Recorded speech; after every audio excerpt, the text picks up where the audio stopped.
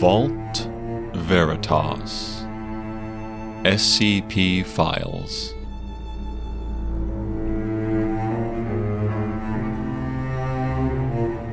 Episode 1 Isle of Remorse.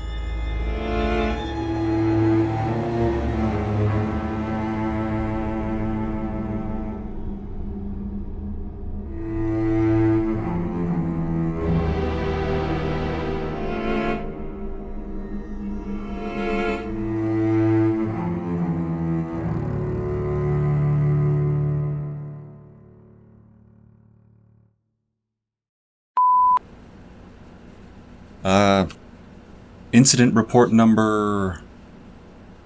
Is this on? Is it working?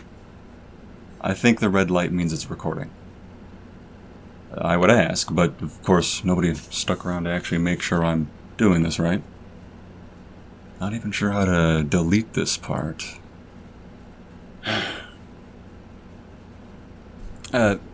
Right. My name is Scott Anderson. I am a Class C officer in the Ethics Department at Site 2024, a recently constructed Foundation facility primarily tasked with reviewing and updating ethics policies. Additionally, it serves as a temporary containment site for anomalies undergoing testing for adjustment to their containment protocols before they are returned to their respective facilities. The Ethics Committee has noticed a sharp rise in recent incident reports following the recent containment breach at Site 19, and there are many reports that have already just been piling up here for several years. All those jokes about the Ethics Department not actually doing anything come to mind. Some of these pages must be years old. Jesus. God. Anyway, I have been tasked with assisting in recording these written reports to make them easier to secure, store, research, distribute if needed, and delete if inevitable cover-ups are required. As such, I've been given Level 3 security clearance, though I've been told in no uncertain terms that may increase if more sensitive documentation ever needs sorting. To be honest, that's about all the instruction I've been given. Either we are far more understaffed than I'd originally thought, or truly nobody cares about those of us who have stumbled our ways into the ethics department.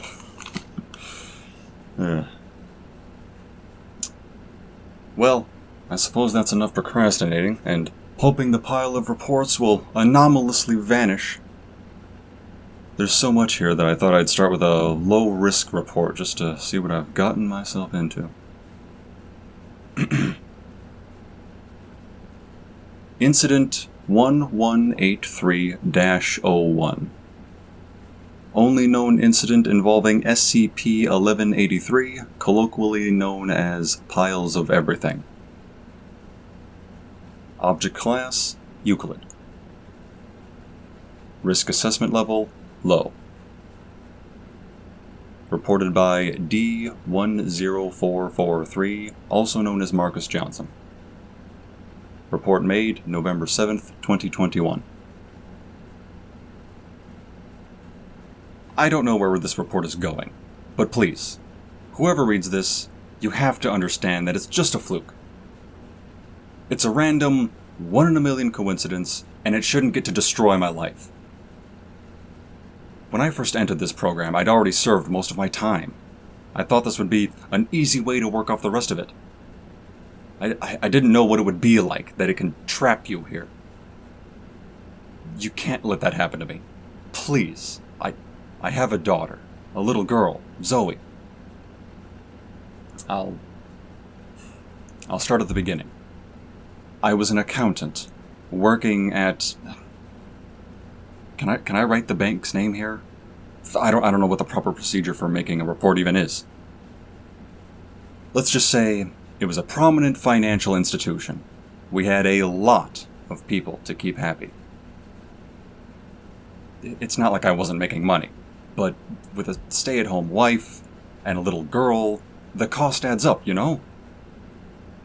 We had enough to get by, But I just kept looking at these numbers on the accounts I handled day in and day out and realized, well, it's not like anyone really checked my numbers.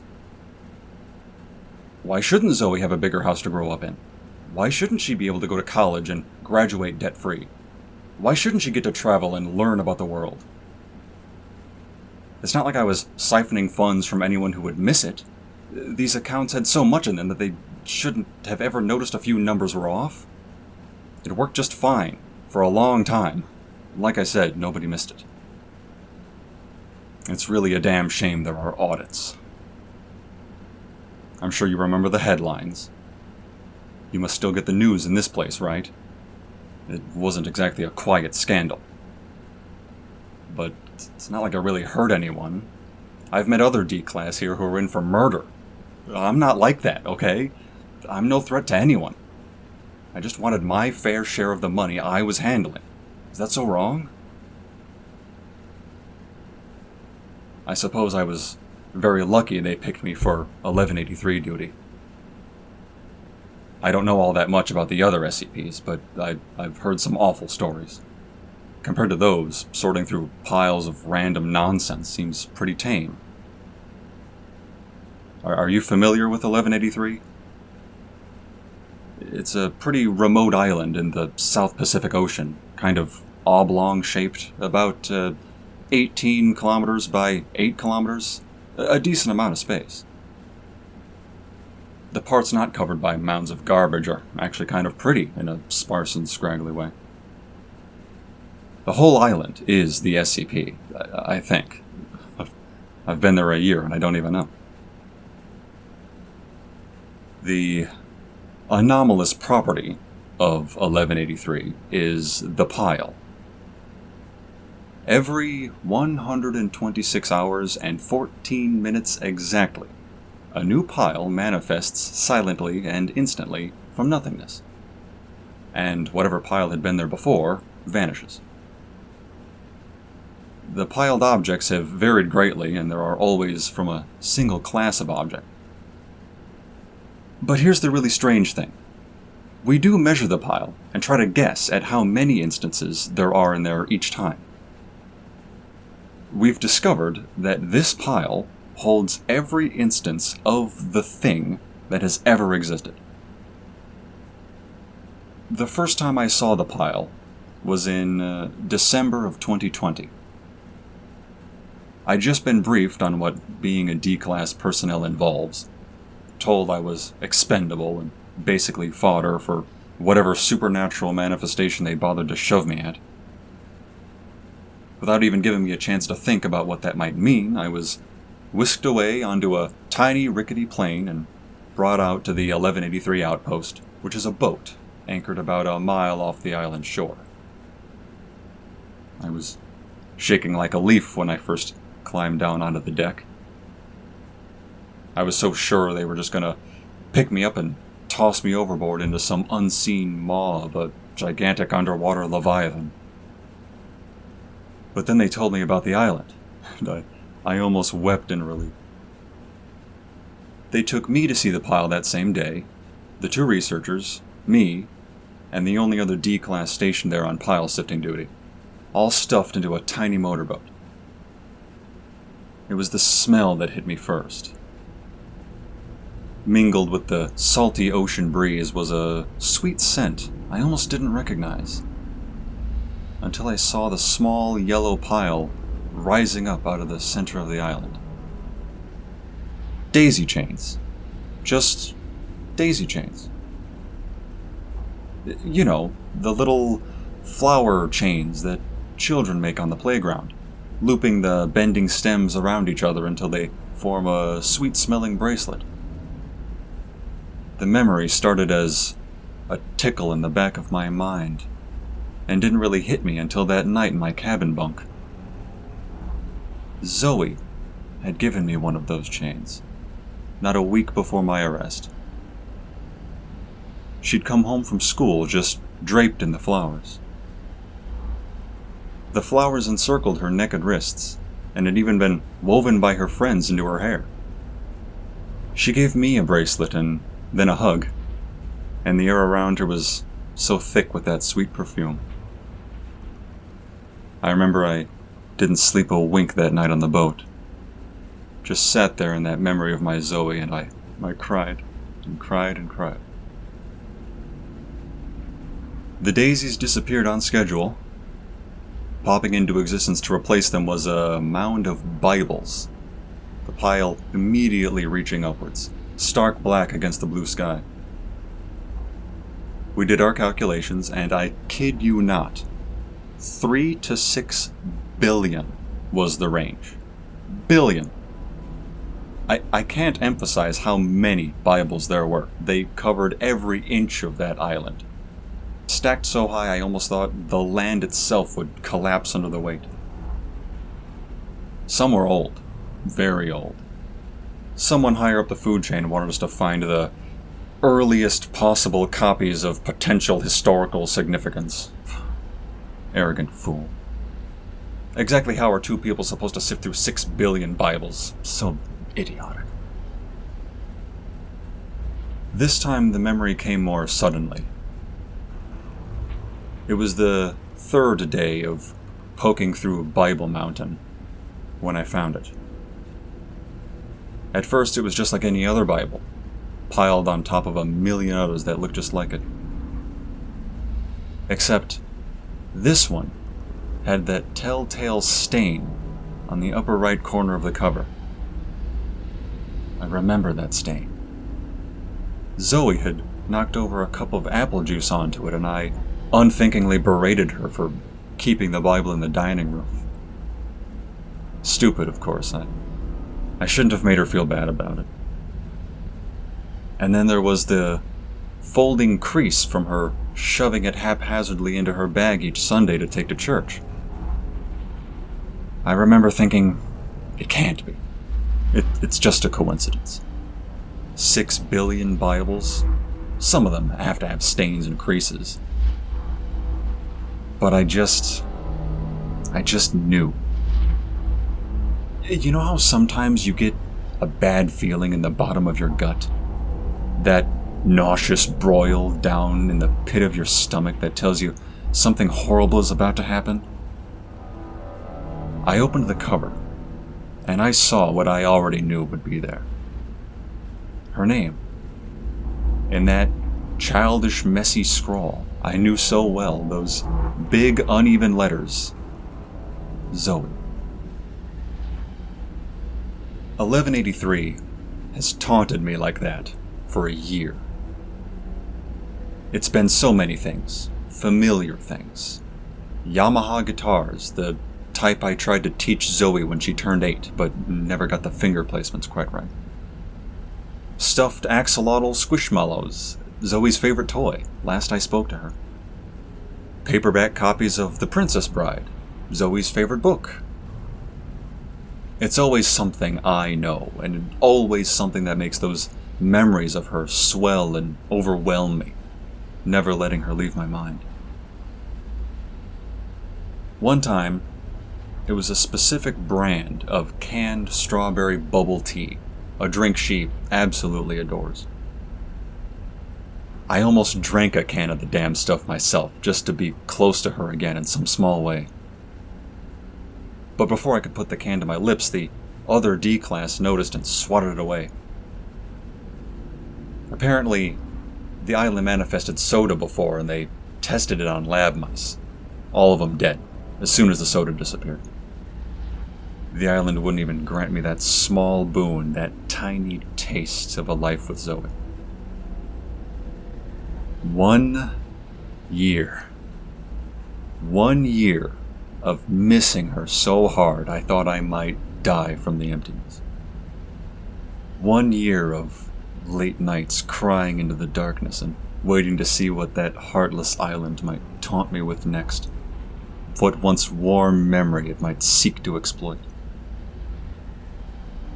And then it happened. It was 3 days ago. It was a warm morning. The sun beat down on us without mercy. We waited on the tiny motorboat for the items to change, bobbing and sweating.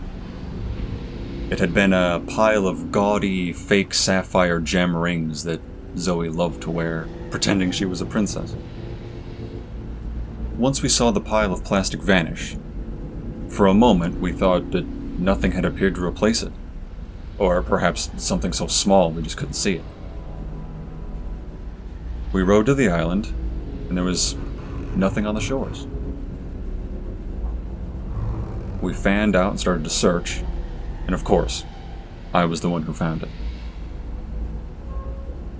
The pile was tiny, just 6 items. The first was a photo of my family, taken the day before my arrest. We're out at a restaurant, celebrating Zoe's 13th birthday. Zoe looks happy, all smiles and sunshine, lips coated with crumbs of chocolate cake. She has no idea what's about to happen. The court transcript is next, the charges against me listed in uncaring black letters. A newspaper with a headline that screams, "Bank Scandal Rocks the UK." The letter of apology I wrote my colleagues, back when I thought it might make a difference, that they might see me in a kinder light. It didn't do a damn thing, of course. A pair of handcuffs, the metal of which I could suddenly feel digging into my skin. And last of all, worst of all, a broken piggy bank, the jagged porcelain edges sharp enough to cut. Zoe had desperately tried to give the cops all the money she could find in the house when they came. She begged them not to take her father away.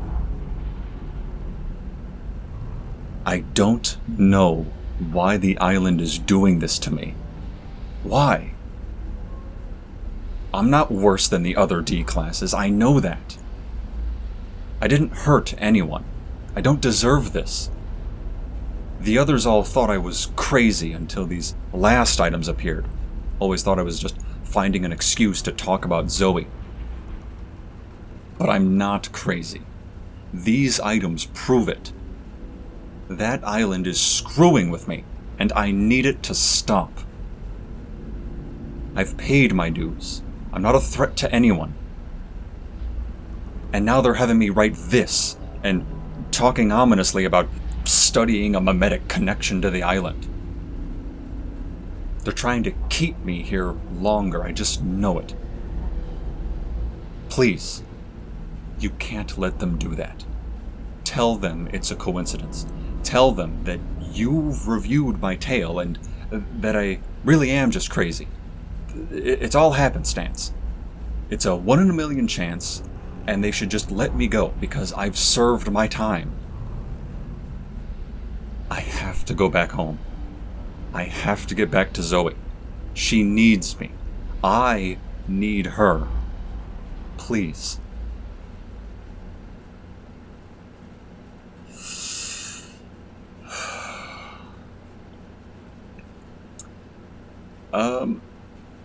That's the end of the report.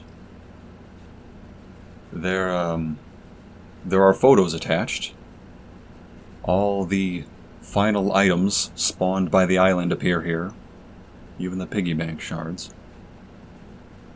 There's also a written affidavit by the researchers aboard the 1183 outpost, swearing that the island has not spawned anything of personal psychological significance to any of the others assigned there at any point during the time we've been studying it.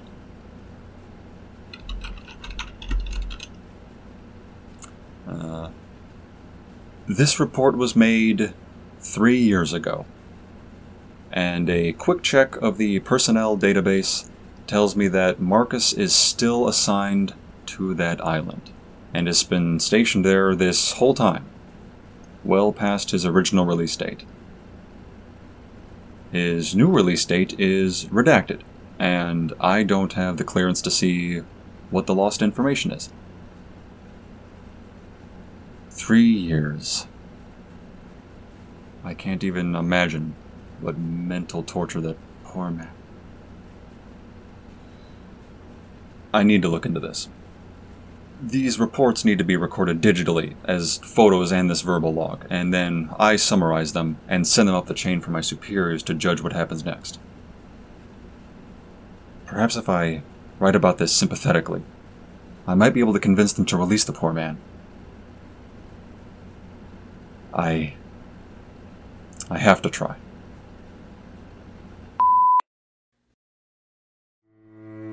Vault Veritas SCP Files is a podcast inspired by the SCP Foundation.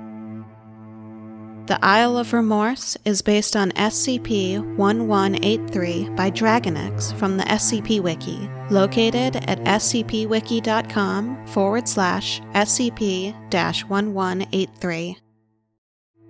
It is licensed under a Creative Commons Attribution Share-alike 3.0 unported license. This episode was performed by Justin Gellner, and it was written, directed, and edited by Leola Angel. We welcome comments. Please email us at vaultveritas@gmail.com. Join our Discord channel using the link in the episode description. Or if you'd like, visit our Patreon listed as Vault Veritas SCP Files. Thanks for listening.